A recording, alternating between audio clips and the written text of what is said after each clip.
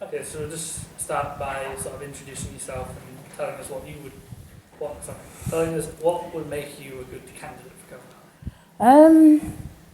Well, I think actually being an independent is necessary. We have the party politics going on, and it's become a bit sort of celebrity driven. It's all about personalities. It's quite ideological. And I thought that because my passion is social care, I wanted to focus in on social care.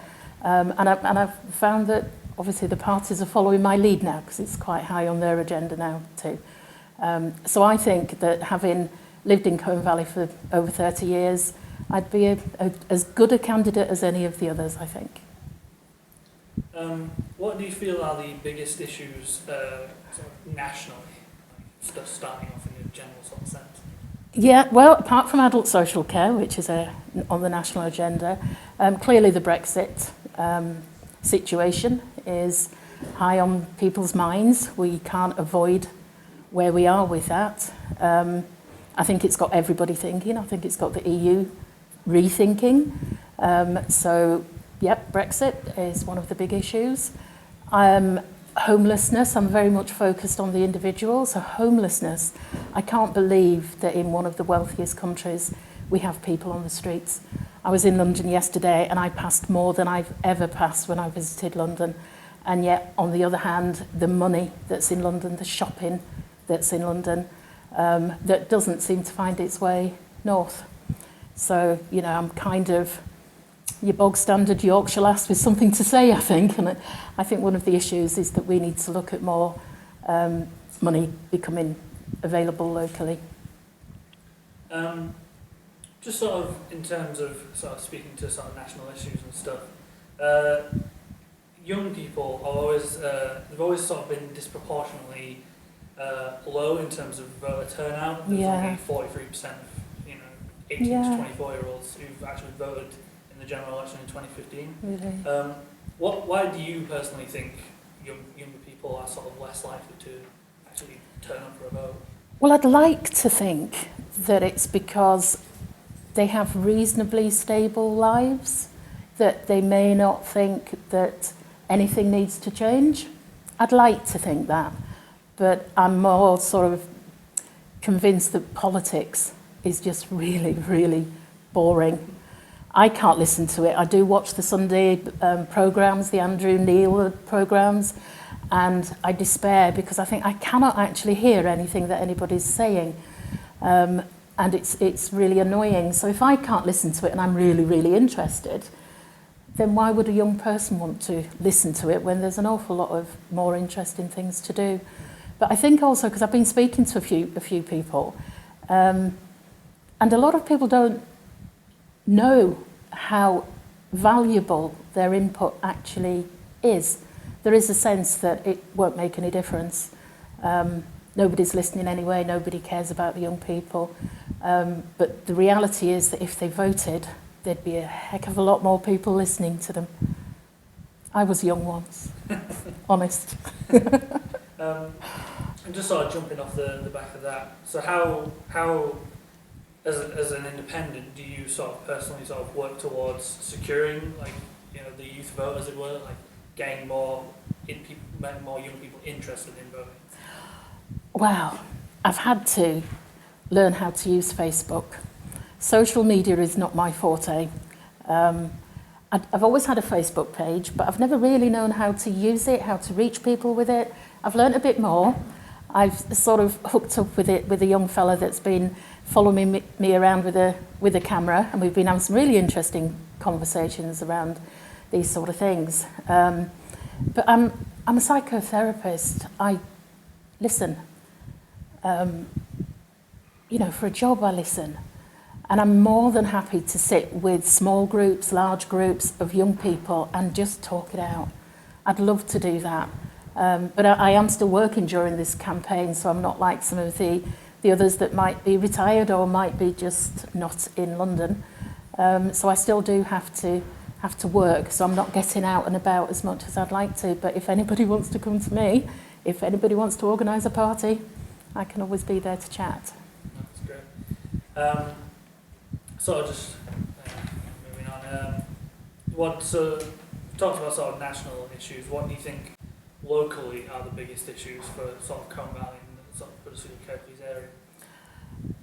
Gosh, well, my focus on adult social care. Colne Valley, very rural. We have an older population in the rural areas.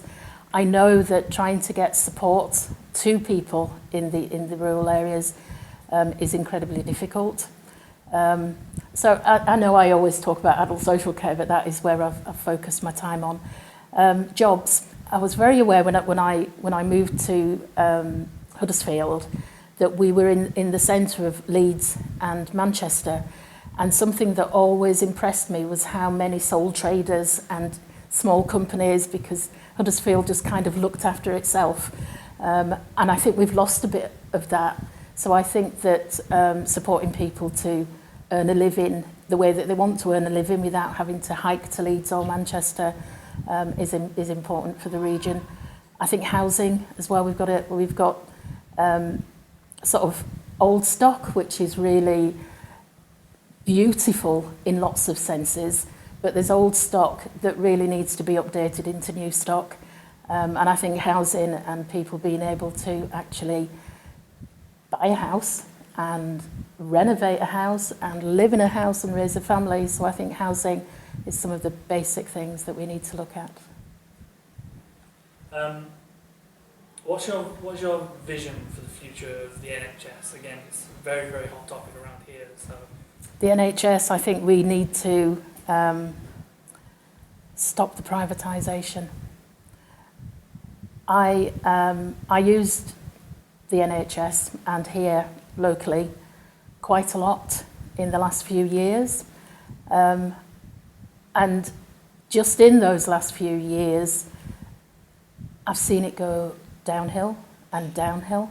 And yet the attitude from the doctors, from the nurses, from everybody I've been involved with has been brilliant.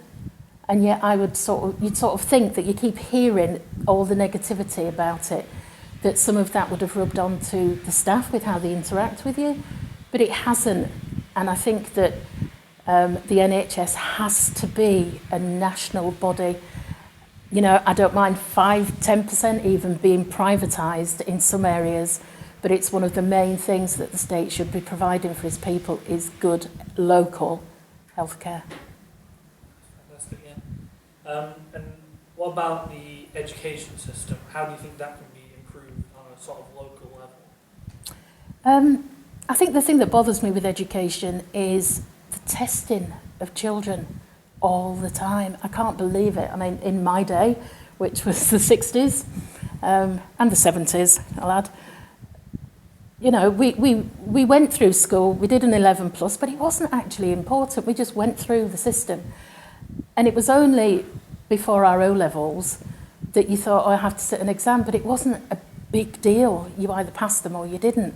Whereas now it's like you're tested at 4, you're tested at 5.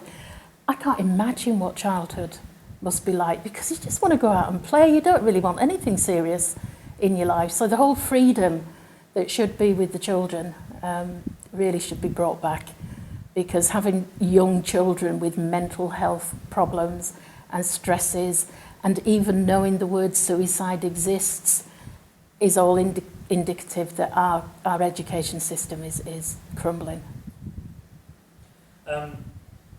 So just moving on from that as well, so what do you feel is the best way of improving sort of the transition once they do get out of education into things like employment? Oh, do you know, I wish we could just be a bit more creative rather than focusing on top salaries and money. You know, people have massive capacity to do brilliant things. And I think if young people and older people could be supported and encouraged to develop work that they actually want to do rather than getting into a job, would be far, far better for them and for everybody else. And the knock-on effect with the health system and the health service, just develop the creativity. And certainly in Colne Valley, we've got so many creative industries, but it's exciting. So we should bring excitement back into job creation, I think. And just sort of keeping on the subject of like children and stuff, what do you feel is the best way to tackle the increasing child poverty? We have to tackle adult poverty because parents are the best people to look after their children. If we look after the adults will look after the children. Children don't become impoverished on their own. So as a society, we have to make sure that every member of society is fed, has something to drink, has a roof over their head. Now, if we concentrated on supplying and providing these basic things, everybody would fly. I'm convinced of that. That's great, yeah. Sort of just looking at the opposite end of the spectrum, what are you feeling sort of about the pension age, elderly welfare, and sort of the end of life care? Oh my goodness. What sort of world do we live in where once you get over a certain age, you're past your use-by date or past your sell-by date, and that seems to be the way that we're moving. There is this thought that every pensioner is a wealthy pensioner.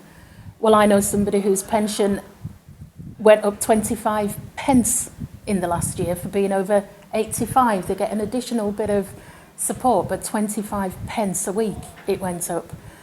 So caring for the elderly really is the benchmark of what we've become, and it's quite shocking what we've become.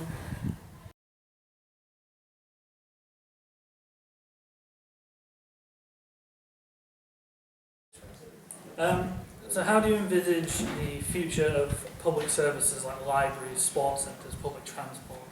Got to have them back, haven't we? They belong to us. It's what makes us function. If the state isn't providing those, then what is it providing? I don't know what else to say, really. If it's not providing the basics, what's it there for?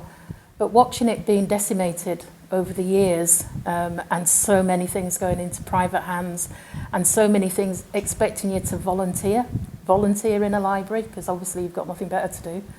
But yeah, bring it all back to our ownership. That's what we want to pay our taxes for, and that's what we need. That's great. Sort of just a final note, in your own words, why should people vote for you?